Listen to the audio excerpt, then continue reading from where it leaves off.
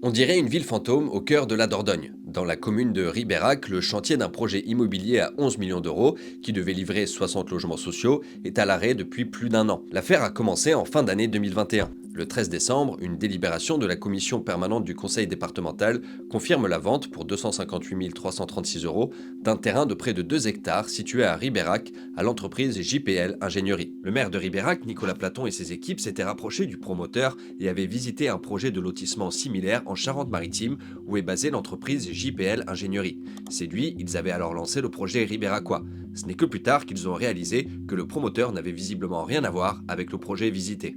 Entre 2022 et 2023, le chantier va s'arrêter, puis reprendre à de multiples reprises, avant d'être complètement déserté en 2024. Sauf qu'entre-temps, le bailleur social Domo France a racheté l'ensemble du projet, qui représente près de 11 millions d'euros, et aurait versé une grosse somme au promoteur avant la finalisation des travaux.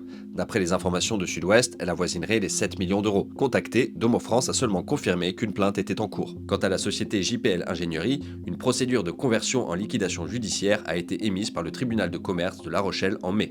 Contactée, elle rejette la faute sur une entreprise de maçonnerie basée à Rochefort qu'elle a engagée et qui, elle aussi, est en liquidation judiciaire depuis novembre 2024. Le gérant de JPL Ingénierie indique que ces pertes financières les ont obligés à stopper le chantier. Il comprend la position des élus du fait de la perte de confiance et assume également les dettes auprès des entreprises. De son côté, la mairie de Ribérac explique que cela faisait 15 ans qu'il n'y avait pas eu de logement à Ribérac, que tout ça partait d'un bon sentiment et qu'ils ont fait face à des escrocs.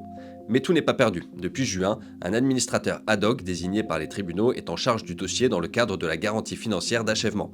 Un nouveau maître d'œuvre a été nommé et si tout va bien, les travaux devraient reprendre début 2026 pour une fin de chantier 12 à 14 mois plus tard.